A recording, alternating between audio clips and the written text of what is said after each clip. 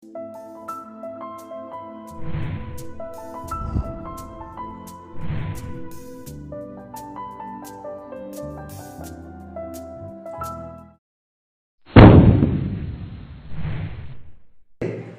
ఏ విధంగా ఆయన అర్థమైండో మనం ఈరోజు కొన్ని విషయాలు ధ్యానిద్దాం. యేసు ప్రభుల వారు మనకు ఏ విధంగా అర్థమైండు? అనేకులు మాట్లాడుతున్నటువంటి విధంగా మనకు అర్థమైందా? మనకు ఏమైనా ఆయన ఆధ్యాత్మికమైనటువంటి లోతైన ఆ మర్మము మనకు అర్థమైందా? మనం లోతైన మర్మములు మనం తెలుసుకోకపోతే మన జీవితం ఎలాగుంటుంది? ఆయన లోతైన మర్మాలు మనం తెలుసుకోకపోతే మనకు పరలోక రాజ్యం ఉన్నదా అని ఒక అరగంట సేపు, అంతకంటే ఎక్కువ సమయం తీసుకోను.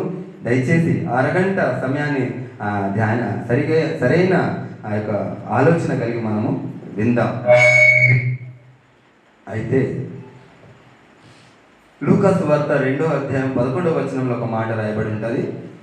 ఆయన మన కొరకు రక్షకుడు పుట్టి ఉన్నాడని. ఒకసారి చదవండమ్మా.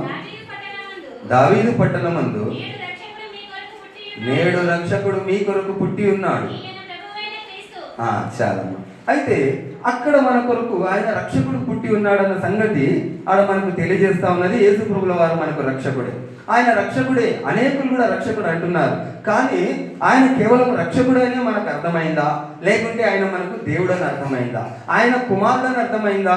ఆయన మనకు తండ్రి అని అర్థమైందా? ఆయన పరిశుద్ధాత్మ దేవుడు అని అర్థమైందా? మనం ఎంతైనా కానీ వాక్య లోతులను మనం అర్థం చేసుకోవాల్సిన అవసరం ఉన్నది. కనుక ఒక చిన్న మాట వ్రాయబడి ఉంటుంది. దాన్ని మనము మొట్టమొదట చదువుకొని మిగతా తర్వాత ఈ వాక్య లేఖనాలకు వెళ్దాం.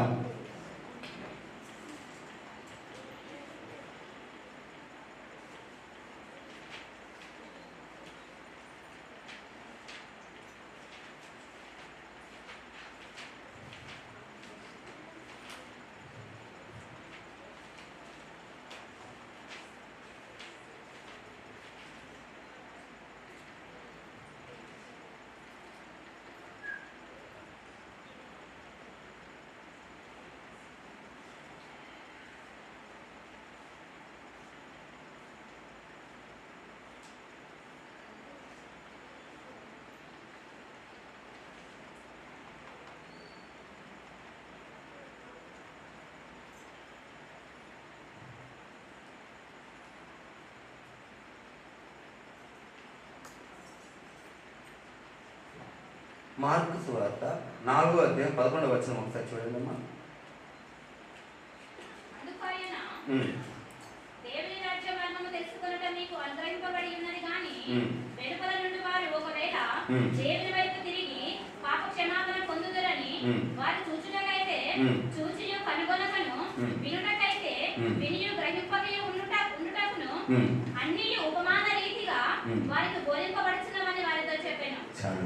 ఇక్కడ దేవుని యొక్క మాటను మనం ఒక్కసారి క్షుణ్ణంగా పరీక్షిస్తే ఇక్కడ ఏమని మాట్లాడుతున్నాడంటే, దేవుడు వినుటకైతే వినియు, చూచుటకైతే చూచియు, గ్రహింపకయు నుండుటకట మరి దేవుని రాజ్యము మర్మముగా వ్రాయబడి ఉన్నదట.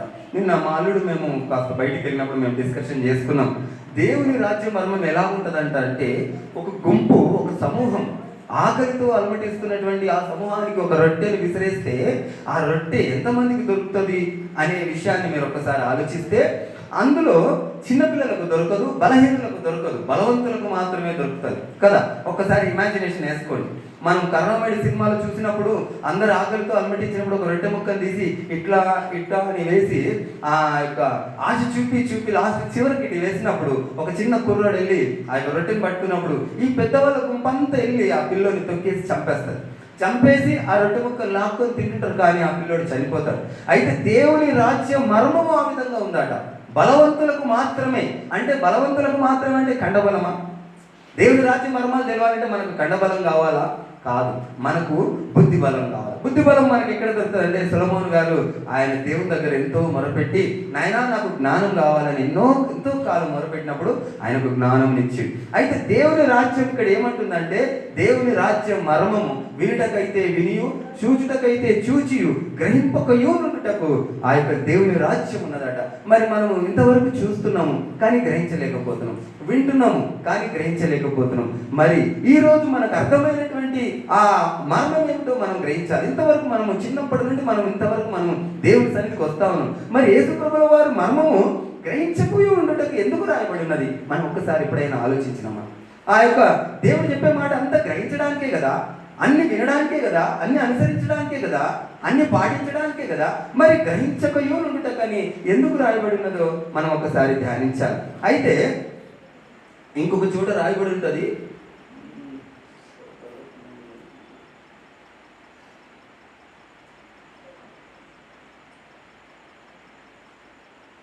యెషయా గ్రంథం 43:10 ఒకసారి చూడండి అమ్మా.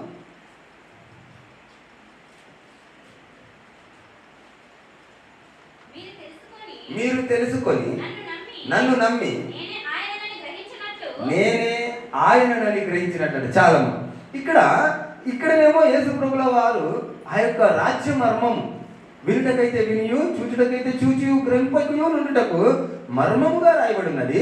మరి ఇక్కడ ఏమంటున్నాడు? యెషయా గ్రంథంలోనే ఆయన ప్రవచనం చెప్తున్నాడు, నేనే ఆయనని గ్రహించాలట.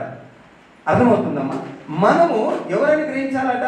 నేనే ఆయనని గ్రహించాలని ఇక్కడ దేవాది దేవుడు చెప్తున్నాడు. యెషయా ద్వారా ప్రవచనం చెప్తున్నాడు అనమాట దేవుడు. నేనే ఆయనని యేసు ప్రభుల వారు రాకమునిపే ఆయన ఆ యొక్క ప్రవచనం చెప్తా ఉన్నాడు. నేనే ఆయనని గ్రహించాలట.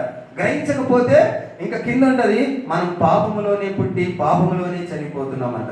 అయితే మనం యేసు ప్రభువును చాలా మంది ఈరోజు అనేక విధమైనటువంటి సువార్తలు వస్తా ఉన్నాయి. యేసు ప్రభుల వారు కుమారుడని, తండ్రి అయిన దేవుడు వేరే అని, పరిశుద్ధాత్మ దేవుడు వేరే అని, కొంతమంది పరిశుద్ధాత్మ దేవుడు అన్న అని, పరిశుద్ధాత్మ దేవుడు ఇంకా అనేక విధమైన కుటుంబ యొక్క ధోరణిని పోలుస్తూ మాట్లాడుతూ ఉన్నారు. మన ఒక పాస్టర్ గారు ఏమంటున్నాడంటే, ఒక పాస్టర్ గారి పేరేమో గుర్తుకు లేదు, ఆయన అంటున్నాడంటే యేసు ప్రభుల వారు మనకు అన్న, మనకు యెహోవా దేవుడు తండ్రి అంటాడు. ఎంత దారుణం! యేసు ప్రభుల వారు ఒకవేళ నిజంగా కుటుంబమే ఉంటే ఆయన దేవుడు కాదు. యేసు ప్రభుల వారు ముగ్గురు అయితే ఆయన దేవుడు కాదు. దేవుడు ఏకమైతేనే, ఒక్కడైతేనే దేవుడు. దేవుడు అనబడిన వాడు ఒక్కడే.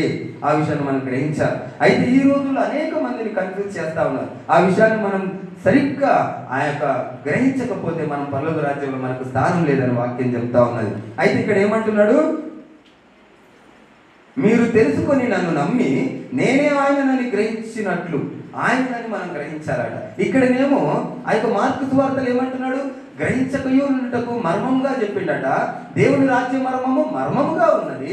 ఈ యొక్క యెషయా గ్రంథంలో ప్రవచనం ఏమనుందంటే నేనే ఆయనని గ్రహించాలని ఉన్నది. అయితే మనము ఒక విషయం మనం ధ్యానిస్తే, ఇంతకుముందు మనం మాట్లాడుకున్నాం కదా, దేవుని రాజ్య మర్మం ఎవరికి దొరుకుతుంది అంటే బలవంతులకే దొరుకుతుంది. ఆ బలం అంటే ఎవరు ఖండబలమా? కాదు. బుద్ధి బలమా? మనకు ఈ శరీర బలం కాదు. ఆత్మీయ జ్ఞానం కావాలి. ఆత్మీయ జ్ఞానం మనకి ఎక్కడి నుంచి వస్తుంది అంటే ఆయన సొలొమోను గారు దేవుని దగ్గర అడిగి పొందుకున్నాడు. ప్రపంచ దేశాలన్నీ కూడా సొలొమోను మెచ్చుకున్నాయి. ఆయన జ్ఞానమును విన్నదానికంటే అధికంగా ఉన్నదని ఆ యొక్క సొలొమోను గారిని ప్రశంసించినటువంటి సందర్భాలు చాలా చూస్తూ ఉంటాం. ఎక్కడొచ్చింది ఆ ఘనత అంటే దేవుని దగ్గర వచ్చింది. ఆ జ్ఞానం ఎక్కడ వచ్చిందంటే దేవుని దగ్గరనే వచ్చింది. కనుక దేవుడికి మాట అంటాడు, ఏమని అంటాడంటే మీరు పాపంలో ఉన్నప్పుడే నేను మీ కొరకు ప్రాణం పెట్టినాను, మీరు పాపంలో ఉన్నప్పుడే నేను మిమ్మల్ని పవిత్రులుగా చేశాను. కొంతమంది అంటారు ఏమని అంటే నాకు చిన్న అలవాట్లు ఉన్నాయండి, ఈ అలవాట్లు మానినాక నేను యేసయ్య దగ్గరికి వస్తాను, నా దగ్గర ఏమీ లేదు కానీ చిన్న అలవాటు అంటారు. అదేదో మరి చిన్న అబద్ధమా, లేకుంటే చిన్న సంపాదన కొరకు ఆదివారం ఆయన విడవటమా, లేకుంటే చిన్న త్రాగుడు ఉందా? ఆ యొక్క బలహీనతలను బట్టి దేవుని దగ్గరికి రాలేకపోతా ఉంటారు. కానీ దేవుడు ఏమంటుందంటే మీరు నా దగ్గరికి వచ్చి ప్రమాణం చేసుకొని వాటిని విడిచిపెడుతున్నట్టు ప్రమాణం చేయండి, మీ బలహీనతలను నేను విడిపిస్తా అంటున్నాడు. దేవుడే మనల్ని పవిత్రులుగా చేస్తుండు, దేవుడే మనల్ని స్థిరంగా నిలబెడుతుండు, దేవుడే మనకు జ్ఞానం ఇస్తుండు. ఆయన జ్ఞానం ఇవ్వకపోతే మనకు జ్ఞానం రాదు, ఆయన మనల్ని నిలబెట్టకపోతే మనం నిలబడలేదు. కనుక ఇక్కడ మనతో మాట్లాడినటువంటి ఆ మాట ఆయన రక్షకుడు, ఆయన రక్షకుడు కానీ ఆయన ఎవరు, ఆయన కుమారుడా దేవుడా అనేది మనం తెలుసుకోవాల్సిన అవసరం ఉన్నది. ఎందుకంటే యెషయా గ్రంథంలో నేను ఆయనని గ్రహించమన్నాడు కదా, ఆ గ్రహింపు మనకు కావాలి. గ్రహింపు కలగకపోతే మనకు పరలోక రాజ్యం లేదు. 1 కొరింథీయులు 1:24 చూద్దామమ్మా.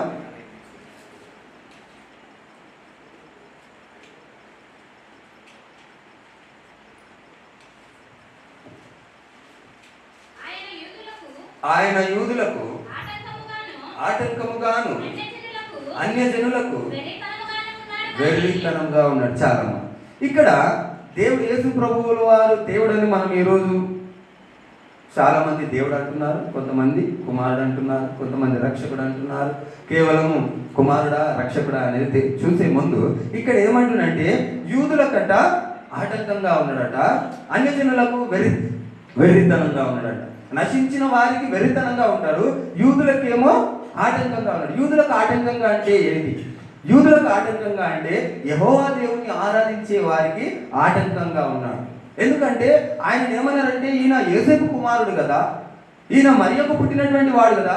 మీరు సరిగ్గా ధ్యానిస్తే దీని మర్మాలు మనకు తెలుస్తాయి. మిత్రులారా, ఈ విషయాన్ని గ్రహించండి. ఈ మర్మాలు మనకు ఒకవేళ తెలియకపోతే మనం నిజంగా చాలా ఆ యొక్క భయంకరమైనటువంటి ఆ యొక్క పరిస్థితులు మనం ఎదుర్కోవాల్సి వస్తుంది. ఆ విషయాన్ని, ఇంతటి సత్యాన్ని మనం తెలుసుకోకపోవడం మన దౌర్భాగ్యమే.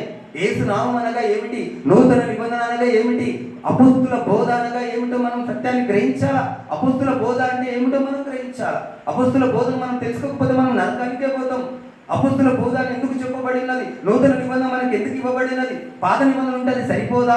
పాత నిబంధన ఉన్నంత కూడా మనకు నూతన నిబంధన ఎందుకు ఇచ్చిండో ఆ విషయాన్ని మనం గ్రహించకపోతే నిజంగా మనము చాలా ఇబ్బందులు పడవలసి వస్తుంది. కనుక ఆ విషయాన్ని మనం గ్రహించాలి. అయితే యూదులకు ఆటంకంగా ఎందుకున్నాడు ఈయన యేసు ప్రభుల వారంటే నూతన నిబంధనను తీసుకొచ్చిండు. నూతన నిబంధన తీసుకొచ్చిండు కనుకనే ఆయన ఆటంకంగా ఉన్నాడు. ఇంకొక దగ్గర మరియ గురించి రాయబడి ఉంటుంది. ఆమె యెహోవా యందు భయభక్తులు కలిగి ఉన్నటువంటి కన్య అయింది కనుకనే ఆయనను దేవుడు ఎన్నుకున్నాడు. దేవుడు ఎన్నుకొని ఆమె గర్భము ద్వారా ఆయన ఈ లోకానికి వచ్చిండు. కానీ ఆ తర్వాత తిరిగి ఆమె వివాహం చేసుకుని తిరిగి ఆమె సామాన్య మానవురాలుగా ఆమె పిల్లల్ని కన్నది. ఆమె ఆ యొక్క దేవుడి యొక్క చిత్తాన్ని నెరవేర్చింది, అంతేగాని యేసు ప్రభుల వారు ఆయన మానవుడు కాదు. ఆయన దేవుని చిత్తాన్ని నెరవేర్చడానికి ఆ మరియమ్మ గారిని వాడుకున్నాడు. ఆ తర్వాత ఒక దగ్గర రాయబడి ఉంటుంది, మరియ గారు కూడా ఆ యొక్క శిష్యులతో కూడి ఆమె పరిశుద్ధాత్మను పొందుకుంది. పరిశుద్ధాత్మ అనగా ఏమిటి? ఆ యొక్క సునయాస ఆయన ఒక భక్తుడు ఉంటాడు, ఆయన ఒక ప్రవచనం చెప్తుంటాడు, మరియా నీ హృదయంలోనికి ఒక ఖడ్గము దూసుకొని పోతుంది అని అంటాడు. మరియ గారి హృదయంలోకి ఖడ్గము దూసుకుపోతుంది అంటే ఏమిటి? నూతన నిబంధన ఒక ఖడ్గము, వాక్యం ఒక ఖడ్గముతో సూచిస్తున్నది. ఆ వాక్యము నూతన నిబంధన హృదయంలో పోతుంది. ఏదైతే ఆమె పాత నిబంధనను ఆమె అనుసరిస్తుందో ఈమెకు నూతన నిబంధన హృదయంలోనికి చొచ్చుకుపోతుంది. నూతన నిబంధన, ఆ నిబంధన లేకపోతే ఆమెకు రక్షణ లేదని వాక్యం సూచిస్తా ఉంది. యేసు ప్రభుల వారు మరణించినప్పుడు ఆ యొక్క తెర చినిగిపోయింది, పాత నిబంధన చినిగిపోయింది, పాత నిబంధన కొట్టివేయబడింది. ఆ విషయాన్ని మనం గ్రహించాలి. నూతన నిబంధన ఎందుకొరకు మనకి ఇచ్చాడో ఆ విషయాన్ని మనం గ్రహించకపోతే మనం చాలా ఆ యొక్క దేవునికి దూరంగా బ్రతుకుతున్నట్టే. ఈ విషయాన్ని దేవుని మనం అడిగితే దేవుడు మనకు ఆ జ్ఞానాన్ని కలిగజేస్తా ఉంటాడు. కనుక ఆ యొక్క యెహోవాను ఆరాధించే వారందరికట ఆటంకంగాను అన్ని జనులకు వెలితనంగా ఉన్నాడు. ఎందుకు వెలితనం అంటే ఈయన మరియమ్మ కుమారుడు కదా, ఈయనని దేవుడు అంటున్నారు. ఈ యూదులు కూడా అదే మాట మాట్లాడుతూ ఉన్నారు. ఆయన ఏమనంటే ఈయన మరియ కుమారుడు కదా, ఈయన ఏంది ఇలా చెప్పుకుంటున్నాడు, దేవుడి కుమారుడు అని చెప్పుకుంటున్నాడని ఆటంకంగా మారిందట. అయితే మనం కూడా ఈరోజు ఆయన మరియ కుమారుడు అనుకుంటున్నామా? ఆయన కూడా నిజంగా ఆయన కుమారుడు అనుకుంటున్నామా? ఆయన దేవుడు అనుకుంటున్నామా? వాక్యం చేతనే మనం గ్రహిద్దాం, వాక్యాల చేతనే మనము ఆ యొక్క వివరాలను మనం తెలుసుకుందాం.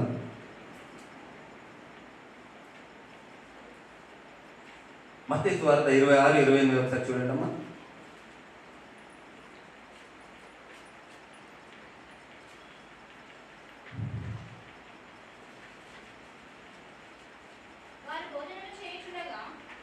మత్తయి సువార్త 26-28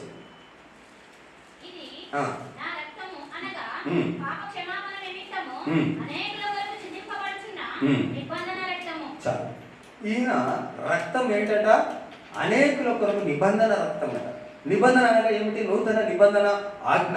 ఆ ఆజ్ఞ కొరకు ఆయన రక్తాన్ని మనకు ఇయ్యకపోతే మనకు రక్షణ లేదు. ఆయన రక్తం లేకపోతే మనకు రక్షణ లేదు. ఆయన నిబంధన మనకు లేకపోతే, ఆయన నిబంధనను మనం పాటించకపోతే మనకు రక్షణ లేదు. మనం ఇంతవరకు ఇంకా కూడా పాత నిబంధనల కొరకు కొంతమంది చాలా మంది అనేక విధమైనటువంటి ఆ మాటలు చెబుతా ఉంటారు. పాత నిబంధన మన కొరకు ఎందుకున్నదంటే యేసుక్రీస్తుల వారు ఎలా రావాలి, ఎందుకు రావాలో ఆ యొక్క చరిత్ర కొరకే ఉన్నది. కానీ పాత నిబంధన మనం అనుసరించవలసిన అవసరం మనకు లేదు. నూతన నిబంధనలో యేసు ప్రభువుల వారు ఇచ్చినటువంటి ఆజ్ఞలను, ఆ వాటి విషయాలను మనం లక్ష్య పెట్టి ఆయన రక్తంలో మనము కడగబడితే మనకు నిత్య రాజ్యం ఉన్నది. అది నూతన నిబంధన మనకు ఇచ్చినటువంటి ఆధారం. హెబ్రీయులకు రాసిన పత్రిక 9:22 కూడా ఒక మాట ఉంటుందమ్మా, చూడండి.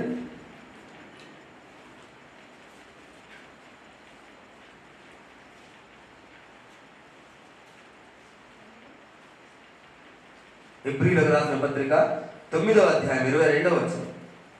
మరియు ఆ, ధర్మశాస్త్ర ప్రకారము ఆ, సమస్త వస్తువులను ఉమ్, రక్తము చేత శుద్ధి చేయబడుననియు ఉమ్, రక్తము చిందింపకుండా ఉమ్, పాప క్షమాపణ కలుగదనియు ఉమ్. సామాన్యముగా చెప్పవచ్చును. చాలు.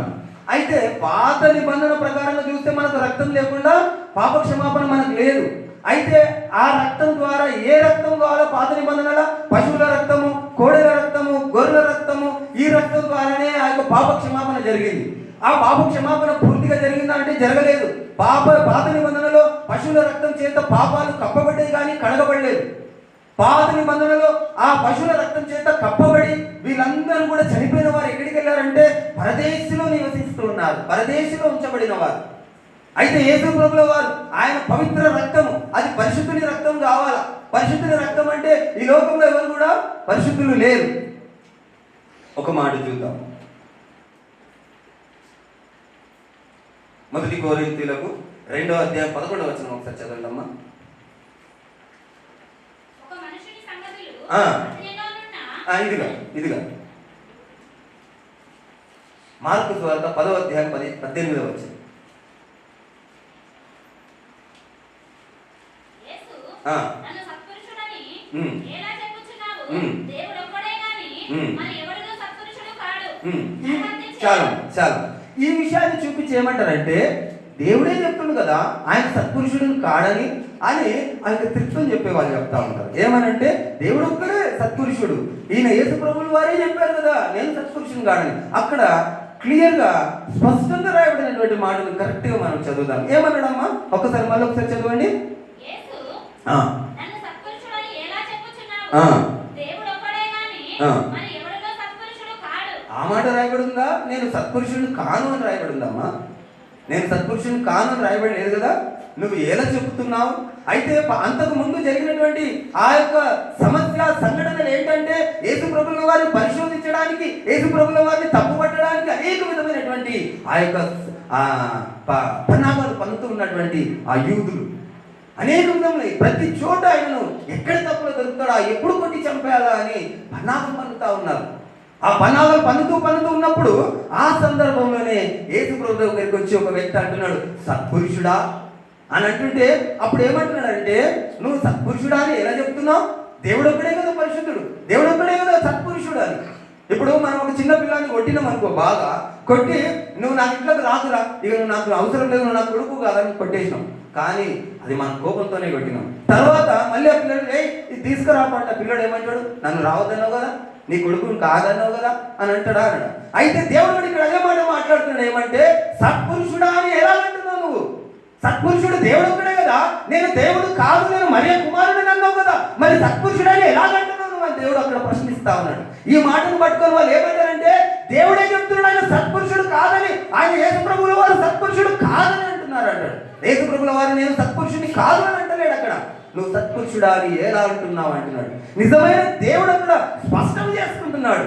ఆ విషయాన్ని మర్మంగా మాట్లాడుతూ ఉన్నాడు. ఆయన రాజ్య మర్మంగా చెప్తా ఉన్నాడు. ఇంత పెద్ద ప్రపంచంలో ఒక గుండు సూది లాంటి మర్మాన్ని మనకు వదిలేస్తున్నాడు. మనం వెతకాల, వెతికి దాకా మర్మాన్ని మనం పట్టుకోవాలి. ఈ యొక్క మాటను అనేకులు ఏమంటారంటే యేసు ప్రభువుల వారే చెప్తున్నాడు ఆయన సత్పురుషుడు కాదని. అక్కడ సత్పురుషుడిని నేను కాదు అని చెప్పలేదు. నువ్వేలా చెప్తున్నావు సత్పురుషుడునని?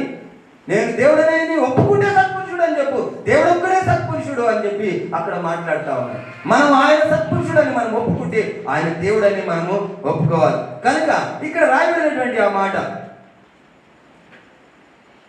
ఆయన దేవుడైతేనే ఆయన పరిశుద్ధుడు, ఆయన సత్పురుషుడు కనుకనే ఆయన రక్తం. ఇక్కడ ఏప్రిల్ 9:22 మళ్ళీ ఒకసారి చదవమ్మా.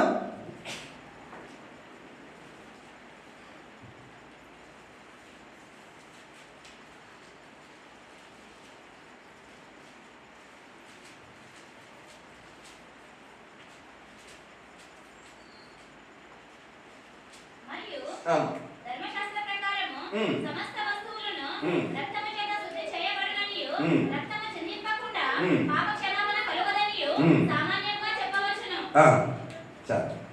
అయితే ఈ రక్తం ఎవరిదై ఉండాలి? ఆల్రెడీ మనం పాత నిబంధనలు మనం చూసుకున్నాం. ఈ గొర్రెల రక్తము, కోడెల రక్తం అంతా కూడా ఏంటంటే పాపంలో కప్పబడే కానీ కడగబడలేదు. ఈ రక్తం ఎవరిదై ఉండాలంటే పరిశుద్ధుని రక్తం ఉండాలి. ఆ దేవుడు ఒక్కడే సత్పురుషుడని ఇక్కడ మాట్లాడుతున్నటువంటి మాట. దేవుడు ఒక్కడే సత్పురుషుడు. దేవుడి యొక్క రక్తం ఒక్కటే పరిశుద్ధమైన రక్తము. మనుషుని రక్తం అంతా కూడా పాపంతో కూడినటువంటి ఆ రక్తం. కనుక ఆ దేవుడే రావాలి, ఆ దేవుడే రక్తం దాచాలి. ఆ దేవుడి రక్తం ద్వారానే మనకు పాప క్షమాపణ ఉన్నది. అయితే ఆ దేవుడు మనకు ఆయన మహిమా స్వరూపి. ఆయన ఒక మాట అంటాడు, ఆకాశమున సింహాసనం, భూమిన పాదపీఠమని. ఆయనకు నివాస గృహములు కడతారా? ఎక్కడ కడతారో కట్టండి అంటున్నాడు. ఆయన నిజంగా దేవాది దేవుడే లోకానికి వస్తే మనము చూడలేము. ఈ మనిషి జాతి ఎక్కడ కూడా బ్రతకదు. కనుక ఆయన మనిషి అంతగా దిగి రావాలి. మనిషి ఏ విధంగా ఉన్నాడో అంతటి ఆ యొక్క దీన స్థితికి ఆయన రావాలి. వస్తేనే కానీ మనం ఆయన చూడలేము. మనుషులందరూ ఈ రోజు ఏం చేస్తున్నారంటే దేవుని వెతుకుతా ఉన్నారు. కొండల మీదకి వెళ్ళి వెతుకుతా ఉన్నారు, గుట్టల మీదకి వెళ్ళి వెతుకుతా ఉన్నారు, దేవుడు ఎక్కడ ఉన్నాడు అని వెతుకుతా ఉన్నారు. కానీ దేవాది దేవుడు మనిషిని వెతుక్కుంటా మనిషి దగ్గరకు వస్తే మనిషిని గుర్తుపడతలేదు. నువ్వు మరియ కుమారుడి కదా అంటున్నాడు. ఎందుకు మరియ కుమారుడిగా రావాల్సి వచ్చిందంటే ఆయన మహిమను విడవకపోతే ఆయన మనిషిగా ఆయన రాలేడు. ఆయన మహిమను విడిచిపెట్టకపోతే మనం ఆయన చూడలేము. ఆయన మనిషిగా రాకపోతే ఆయన రక్తం రాదు. ఆయన మనిషిగా రాకపోతే మనకు పాప క్షమాపణ లేదు. ఆయన వస్తేనేమో నమ్ముతలేదు, రాకపోతేనేమో పాపంలోనే చచ్చిపోతా ఉన్నారు. ఇంకో విషయం ఏంటంటే, సరే గొర్రెల రక్తమో కోడెల రక్తమో కప్పబడ్డది కదా, తర్వాత రక్తం అయితే వస్తే విడుదల అవుతుండే కదా అంటే, అప్పుడు గొప్పవారు మాత్రమే, ధనికులు మాత్రమే ఆ యొక్క పాపం నుండి విడుదల పొందారు. పేదవారి స్థితి ఆ యొక్క నరకానికి వెళ్ళారు.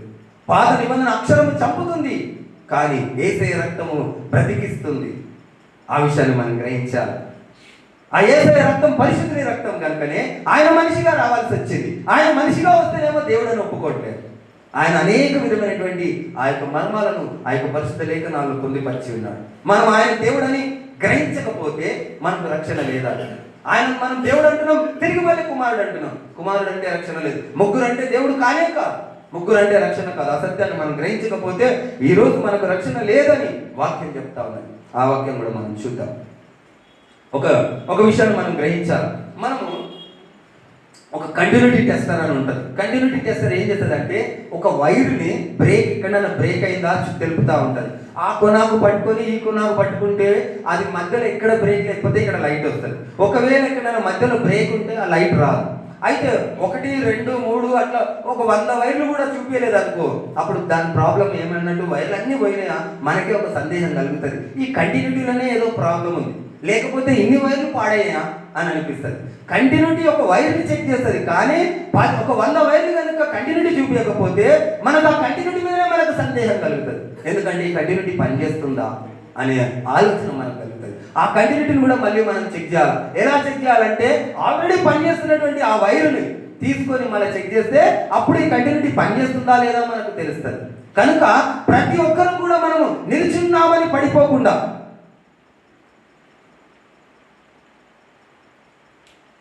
మొదటి కొరింథీయులు 10వ అధ్యాయం 12వ వచనం చూడండి అమ్మా.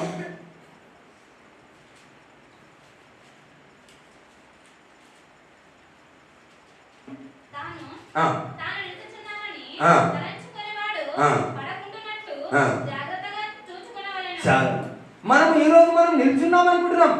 యేసు ప్రభు ద్వారా మనం రక్షణ పొందినాం అనుకుంటున్నాం. మనం సంఘానికి వస్తున్నాం, పాటలు పాడుతున్నాం, ఆరాధిస్తున్నాం. కానీ మనం నిలిచున్నామా? మనం పడిపోయి ఉన్నామా? ఆ విషయాన్ని మనం గ్రహించకపోతే నిజంగా పరలోక రాజ్యంలో మన స్థితి ఏమిటి? నాయనా, మీ నామములో దయ్యంలో నిలబెట్టిన, మీ నామములో అనేక సూచక క్రియలు చేసిన, అనేక అద్భుతాలు చేసిన, స్వస్థతలు చేసిన అని చెబుతుంటే అక్రమం చేయవారా నాయకుడి పొండన్న మాట ఎవరి కొరకు రాయబడ్డది? ఆ విషయాన్ని మనం గ్రహించాలి. నిజంగా దేవుడి మాట మనం ఈ రోజు రక్షకుడు అంటున్నాం, కానీ ఆయన ఎవరు అన్నది ఇంకా కూడా మనలో ఆ యొక్క నిర్ధారణ, ఆ స్పష్టత మనకు రాకపోతే ఈ మాట ఎవరి కొరకు రాయబడ్డది? అక్రమం చేయవారా నాయకుడి పొండని. ఒకవేళ వాళ్ళు అక్రమం చేసినారైతే వాళ్ళు ఎందుకు మాట మాట్లాడుతున్నారు? నాయనా, నీ నామంలో దయ్యంలో నిలబడినా, నీ నామంలో స్వస్థతలను చేకూర్చినా, నీ నామంలో అనేకులకు సువార్తను ప్రకటించినా అని వాళ్ళు గోదాడుతున్నారు కదా. మరి వాళ్ళని దేవుడు ఎందుకు అక్రమం చేయవాలని అర్థండి ఎందుకనంటే ఈ సత్యాన్ని మనం గ్రహించినందుకే. అక్కడ ఏమంటారు? తడుములాడి ఆయన విషయాన్ని, ఆయన సత్యాన్ని మనం గ్రహించాలట. ఏంటి సత్యమైందో ఒక గుడ్డివాడిగా తడుములాడినంతగా స్పష్టంగా గ్రహించాలట.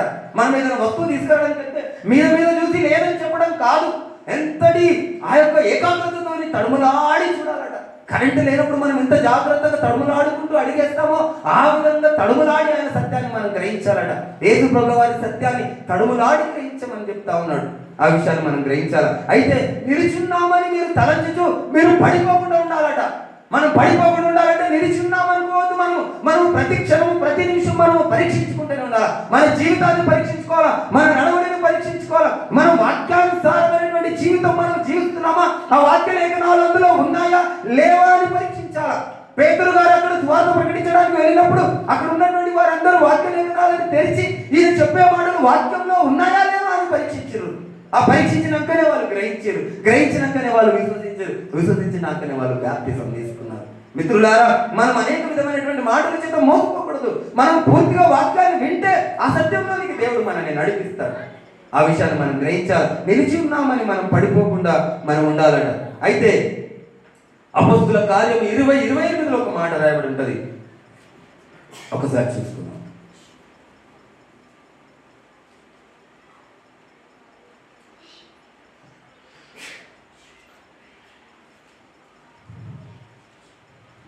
అపోస్తుల కార్యం 20:28.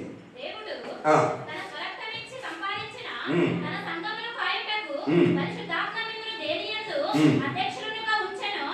ఆ యావత్తు మందను గూర్చియు మీ మట్టుకు మిమ్మును గూర్చియు జాగ్రత్తగా ఉండుడి. దేవుడు ఏం చేసిండట సంఘం కొరకు? ఈ సంఘం కొరకు దేవుడు ఏం చేసిండట? ఆయన స్వరక్తం ఇచ్చిండట. ఆయన స్వరక్తం ఇచ్చి నన్ను నియమిస్తే నేను తప్పు చెబితే ఆ పాపం ఎవరిది? ఆ యొక్క గ్రంథంలో రాయబడింది, మీరు అనేకులు మీరు బోధకులు కాకుడి, ఎందుకనగా తీర్పు మీకు రెండంతల శిక్ష తీర్పు దినమున తప్పు చెబితే. ఒకవేళ దేవుని వాక్య లేఖనం సరిగా ఉన్నట్టుగా చెప్పకపోతే మనకు రెండంతల శిక్షనట. మరి ఈ యొక్క దేవుడు తన స్వరక్తం ఇచ్చి సంపాదించినటువంటి ఈ ఆత్మలను మనం ఏ విధమైనటువంటి మేత మేపుతా ఉన్నాం? మనల్ని ఒక గొర్రెల కాపరిగా మనల్ని నియమించాడు, ఒక పనివాడిగా నియమించాడు. నాకు ఇచ్చినటువంటి ఆ యొక్క బాధ్యత నా యజమాని నా దేవుడికి నేను దాసుడిగా ఉండాలా, నేను మనుషులకి దాసుడిగా ఉండాలా? మనుషులకు సంతోషపెట్టేటటువంటి వాక్యములో మనము పోవాలా? దేవుడిచ్చినటువంటి ఆ యొక్క నిబంధనను మనం సరిగా మనము ధ్యానించాలి, ఆ విషయాన్ని గ్రహించాలి. దేవుడట ఆయన స్వరక్తం ఇచ్చి సంఘమును కొన్నాడట, సంపాదించినాడట.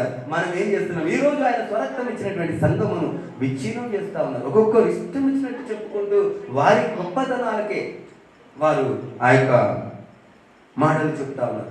ఈరోజు కొత్తగా అమ్మ తేజ పాస్టర్ గారు అని ఒక ఆయన ఉంటాడు. ఆయన పేరు పెట్టి పిలుస్తా ఉన్నాడు. పేరు పెట్టి పిలిస్తే ఏంటి గొప్ప? పేరు పెట్టి పిలిచిండే అనుకో, దేవుడే చూపించాడు అనుకో. దేవుడు నిజంగా పేరు పెట్టి పిలిస్తే వాళ్ళ జీవితాన్ని డైరెక్ట్గా సరిచేయడా?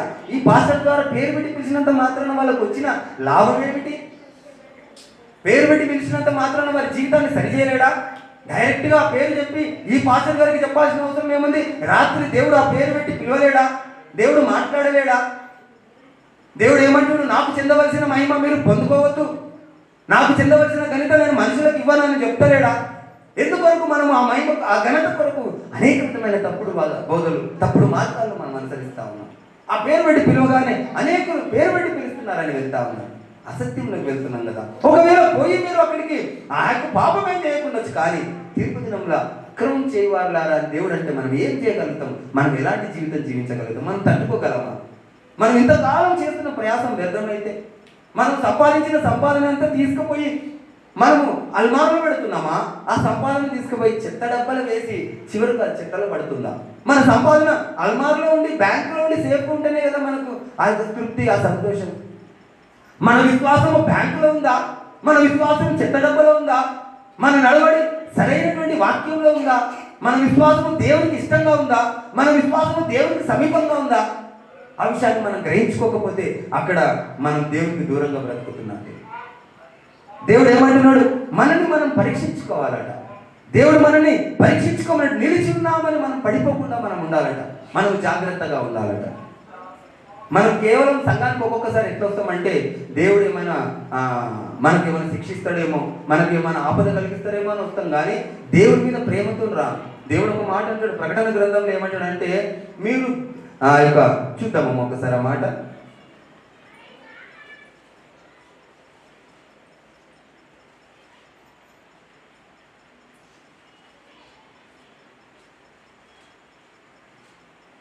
రెండవ అధ్యాయం 4వ వచనం చూడండమ్మ.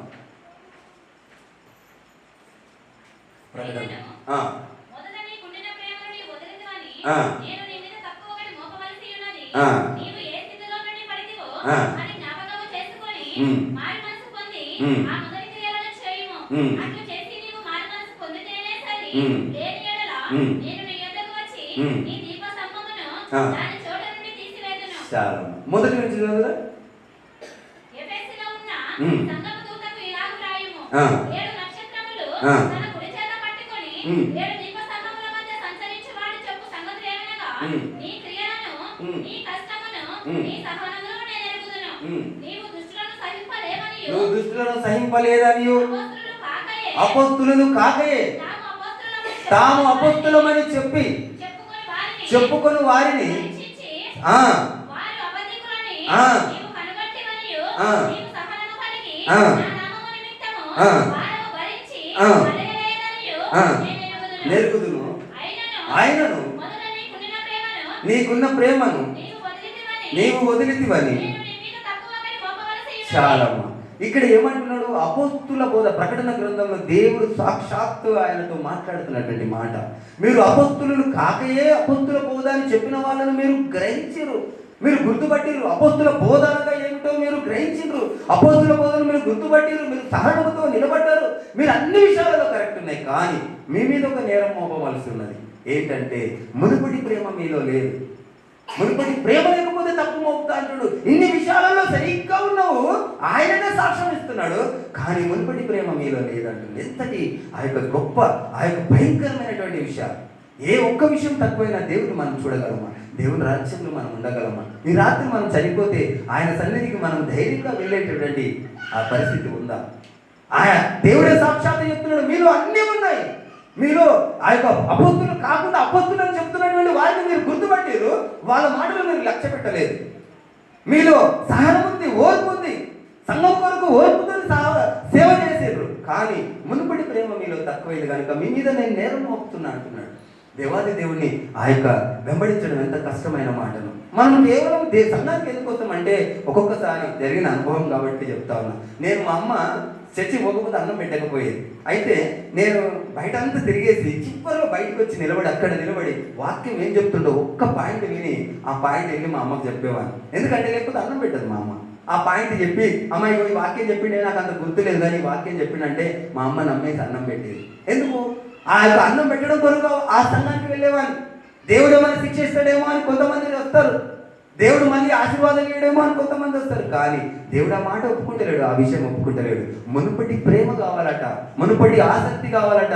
మునుపటి అత్యాసక్తి మనలో ఉండకపోతే మనం దేవునికి ఇష్టలుగా మనం జీవించలేము. దేవుడి మాటలు మనకు ఊరికే చెప్పట్లేదు.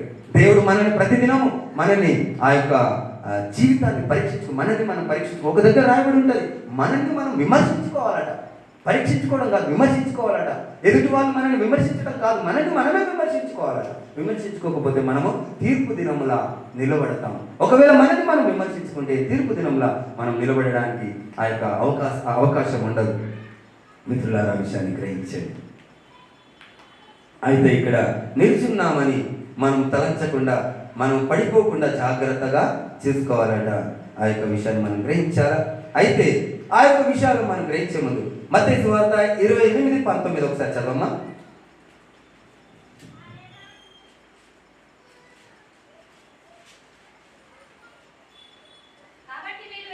కాబట్టి మీరు వెళ్ళి సమస్త జనులను శిష్యులుగా చేయుడి. జాగ్రత్త వినడమ్మా.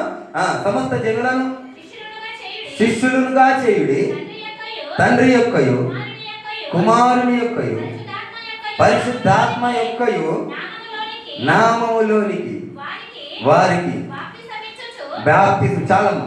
అయితే ఇక్కడ రాయబడినటువంటి మాట ఒక్కొక్కసారి మనం కరెక్ట్గా ధ్యానించండి. అనేకులు మనల్ని ఏం చేస్తారంటే మోసపుచ్చుతూ ఉంటారు. ఈ మాటలు మనం సరిగ్గా విని సరిగ్గా ధ్యానిస్తే మనకు ఎవరు మనకు గైడ్ చేయాల్సిన అవసరం లేదు. దేవాది దేవుడే మనతో మాట్లాడతాడు. దేవాది దేవుడే మనని పరిశుద్ధాత్మ చేత మనని నిలబెడతా ఉంటాడు. అయితే ఇక్కడ ఏమంటున్నాడు? అనేకులనట. మీరు వెళ్ళి అనేకులను ఎవరికి శిష్యులుగా చేయాలట? నాకు శిష్యులుగా చేస్తారు. ఇవాళ రేపు ఏమంటారంటే నా శిష్యుడు, ఈయన నా శిష్యుడు, వీరు నా శిష్యుడు, నేను బ్యాప్టిజం ఇచ్చిన నా శిష్యులు అంటారు. నిజంగా ఒకవేళ బ్యాప్టిజం ఇచ్చిన వాళ్ళ శిష్యులు అయితే యోహాను గారికి ఎవరు శిష్యులు అవుతారు? యేసు ప్రభువులు అవుతారు. శిష్యులు కాదు. ఆ యొక్క బ్యాప్టిజం ఇస్తే శిష్యులం కాదు. మనం అనేకులకు మనం అనేకులను శిష్యులుగా మనం చేసుకోకూడదు. మనం దేవుని మాటలు, దేవుని సువార్తను ప్రకటిస్తున్నాం అంతే. కేవలం నేను సేవకులను మాత్రమే. మిత్రులారా, సత్యాన్ని గ్రహించాలి. అయితే మీరు వెళ్ళి అనేకులను శిష్యుడిగా చేసి చేయవు చదువు తండ్రి యొక్కయు కుమారుని యొక్కయు పరిశుద్ధాత్మ యొక్కయు నామములోనికి. చాలమ్మా, పరిశుద్ధాత్మ యొక్కయు నామములోనికి. ఈ రోజు అనేకులు ఏమంటున్నారంటే తండ్రి యొక్కయు కుమారుని యొక్కయు పరిశుద్ధాత్మ యొక్కయు అంటున్నారు. కానీ నామం అంటే ఏంటి? తండ్రి అంటే నామమా? కుమారుడు అంటే నామమా? పరిశుద్ధాత్మ అంటే నామమా? సత్యాన్ని గ్రహించాలి మనం. ఆ నామం అనగా ఏమి? ఒక పాట ఎత్తండమ్మా. ఏ నామములో నాకు రక్షణ లేదాయే, యేసు నామమునందే నాకు రక్షణ గలదాయే. ఏ నామములో నాకు రక్షణ లేదాయే, యేసు నామమునందే నాకు రక్షణ గలదాయే. ఈ లోకంలో నాకు ఎవరున్నారని, ఆకాశం కింద నాకు ఎవరు లేరని. ఈ లోకంలో ఎవరున్నారని, ఆకాశం కింద నాకు ఎవరు లేరని. ఏ నామములో నాకు రక్షణ లేదాయే,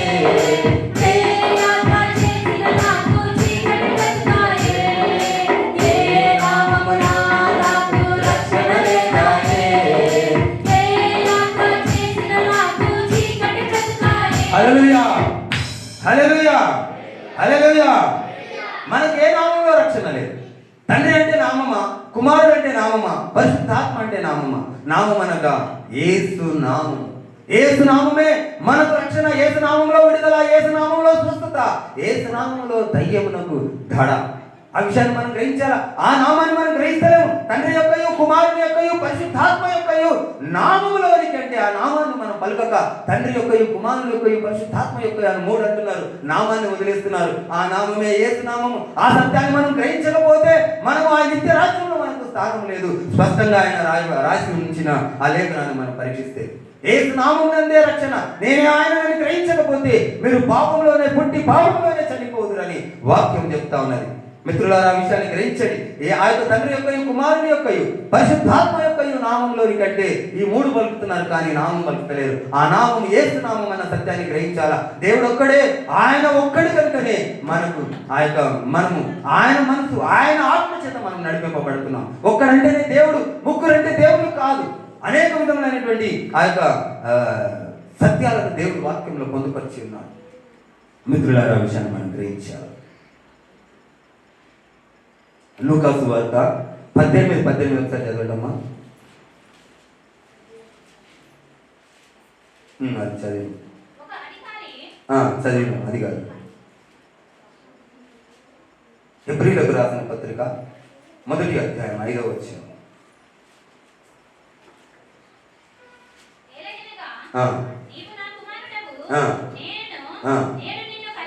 నేడు నిన్ను కని ఉన్నాను అనియు ఇదియుగాక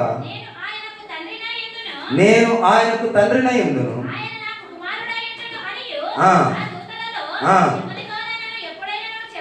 చాలు. ఇక్కడ ఆ యొక్క దేవాది దేవుడు ఏమంటుంది? నేను కుమారుడనని, ఆయన నాకు తండ్రి అని దూతలలో ఎవరికైనా నేను చెప్పినా ఎక్కడైనా రాయబడి ఉన్నదా? ఆ మాటల మాధుర్యాన్ని, ఆ మాటల మర్మాన్ని మనం గ్రహించక ఆయన కుమారుడని ఎందుకు కుమారుడు అనబడ్డాడు? మనిషి జాతి, మనుషుడుగా ఈ లోకానికి వచ్చిన ప్రతి ఒక్కడు కూడా ఆయన కుమారుడే కదా. ఆయన శరీర ఆకారం ఉన్నందుకు కుమారుడు అనబడ్డాడు, కానీ ఆయన కుమారుడు కాదన్న సత్యాన్ని మనం గ్రహించడకుంటే ఎట్లా? నేను ఎవరితోనైనా చెప్పినా ఆయన నా తండ్రి అని, నేను కుమారుడనని దూతలతో ఎవరితోనైనా చెప్పినా, ఎంతటి స్పష్టమైనటువంటి వాక్య లేఖనాలను మనకిస్తే మనం ఎందుకు ఇంకా అజ్ఞాతంలోనే మనం జీవిస్తా ఉన్నాం? ఆ విషయాన్ని మనం గ్రహించకుండా, మనము సత్యాన్ని వెంబడించకుండా, ఆ చిన్న చిన్న మాటలను, ఆ యొక్క మర్మాలను మనం గ్రహించకపోతే దేవుని సన్నిధిలో మనం నిలబడగలమా? విషయాన్ని మనం గ్రహించాలి. కనుక మనము ఎప్పుడైనా కానీ ఏదైనా ప్రమాణం చేసేటప్పుడు, ఏదైనా మాట్లాడినప్పుడు, ఇప్పుడు వివాహ బంధమే ఉంది, ఫలానా ఆ యొక్క వ్యక్తి నీకు ఇష్టమేనా అని అడిగినప్పుడు నీకు ఇష్టమేనా అంటారా, నాకు ఇష్టమే అని అంటారా? ఇప్పుడు నేనున్నాను, నా భార్యతో నాకు వివాహం జరుగుతుంది. ఒక పాస్టర్ గారు ఫలానా మేరీ నీకు ఇష్టమేనా అని అడిగినప్పుడు ఆయన పదం ఏమని వచ్చింది? నీకు ఇష్టమేనా అని వచ్చింది. అప్పుడు నేనేమనాలా? నీకు ఇష్టమేనా అని అంటే సరిపోతుందా? ఏమనాలా? నాకు ఇష్టమే అనాలి. ఇక్కడ తండ్రి యొక్కయు కుమారుని యొక్కయు పరిశుద్ధాత్మ యొక్కయు అని రాయబడి నామంలోనికి అంటే సేమ్ మళ్ళా నీకు ఇష్టమేనా అడిగినట్టే. ఆయన నామం అనగా నామం ఏమిటో నామాన్ని మనం గ్రహించమనే వాక్యం చెప్తా ఉన్నది. ఆ వాక్య లేఖనాలు అనేకమైనటువంటి ఆ వాక్యాలను మనకు పొందుపరిచినటువంటి దేవాది దేవుని మనం గ్రహించకుండడం అది నిజంగా మన దౌర్భాగ్యం. అందుకే ఆ యొక్క వాక్య లేఖనాలు ఎలా ఉన్నాయట? గ్రహించియూ ఉండకుండా గ్రహించకయూ నుండుటకట. ఆ విధంగా ఆ యొక్క మర్మముగా రాయబడినటువంటి ఆ మాటలు ఉన్నాయట. ఇంకా అనేక విధమైనటువంటి రెఫరెన్స్ దేవుడు మనకి ఇచ్చినాడు పాత నిబంధన కొరకు. ఆ యొక్క అనేక విధమైనటువంటి రాబోయే దినాలలో దేవుడు ఒకవేళ నాకు అవకాశం ఇస్తే ఆ యొక్క రెఫరెన్స్ అన్ని కూడా పాత నిబంధన కొరకు, నూతన నిబంధన కొరకు, యేసయ్య కొరకు ఎక్కడెక్కడ ఏమేమి రాయబడేవో మనం అన్ని విషయాలుగా మనం ధ్యానించుకోవచ్చు. ఇక్కడ ఫిలిప్పీలకు రాసిన పత్రిక 3వ అధ్యాయం 20వ వచనం ఒకసారి చూడండి అమ్మా.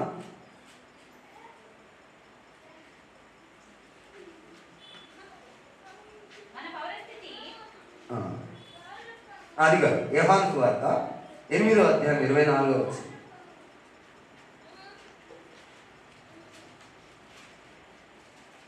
యోహాను సువార్త మీ పాపములోనే ఉండి చనిపోవుదురని మీతో చెప్పితిని. నేను ఆయననని మీరు విశ్వసించని ఎడల. చాలమ్మా. ఇక్కడ దేవుడు స్పష్టంగా ఒక మాట చెప్తా ఉన్నాడు.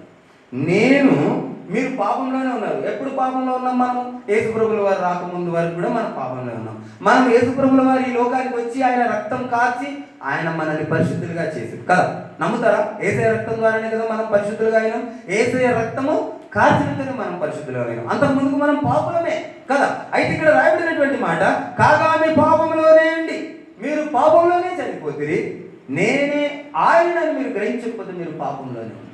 మనం అంతకుముందుకు పాపంలో ఉన్నాము, ఇప్పుడు కూడా మనం పాపంలోనే ఎప్పుడు ఉంటామంటే ఈయననే ఆయనని గ్రహించకపోతే మనం పాపంలోనే చచ్చిపోతామట. స్పష్టమైన మాటలు మనకు దేవుడు పొందుపరిచి ఉన్నటువంటి ఆ లేఖనాలను మనం గ్రహించకపోతే, యేసుప్రభుల వారు ఆయననే ఈయన అని గ్రహించకపోతే మనము పాపంలోనే చచ్చిపోతామట. అయితే మనం ఇంతకుముందు మాట్లాడినటువంటి ఆ మాట, ఆ యొక్క చాలా మంది ఏమన్నారంటే పరిశుద్ధాత్మ దేవుడట, ఆయన పెద్దన్ననట, యేసుప్రభుల వారు మనకు అన్ననట, యెహోవా దేవుడు మనకు తండ్రి అట. ఎంతటి అపహాస్యపు మాటలు! అనేకులకు ఆటంకంగా మనం మాట్లాడతలేమా? అనేకులకు ఆటంకంగా ఆయన సువార్తను మనం ప్రకటిస్తలేమా? నీకు అర్థమైన విధానం దేవుడు మనకి ఏ విధంగా అర్థం కావాలో ఆ విధంగా మనం అర్థం చేసుకోకపోతే మనం పరలోక రాజ్యం పోమని వాక్యం చెప్తా ఉంటే, ముస్లింలు దేవుడు ఒక్కడే అని మొత్తుకుంటుంటే, ప్రపంచానికి దేవుడు ఒక్కడే అంటుంటే, ఇప్పుడు మనం చెప్పే మాట ముగ్గురు నలుగురు మనకు అన్న తండ్రి తమ్ముడు అంటే ఎంత హాస్యాస్పదమైనటువంటి మాట. ఆ విషయాన్ని మనం గ్రహించాలి. మీకు ఒక చివరిగా ఒక చిన్న ఆ యొక్క మర్మాన్ని చెప్పి వాక్యాన్ని ముగిద్దాం. రాబో దినాలు అనేకమైనటువంటి ఆ యొక్క లేఖనాలను పరీక్షిద్దాం. మొదటి కొరింథీయులకు రాసిన పత్రిక 2వ అధ్యాయం 11వ వచనం ఒకసారి చూస్తే అక్కడ రాయబడినటువంటి మాట, పరిశుద్ధాత్మ కొరకు రాయబడినటువంటి మాటను మనం గ్రహిస్తాం. మొదటి కొరింథీయులు 2:11.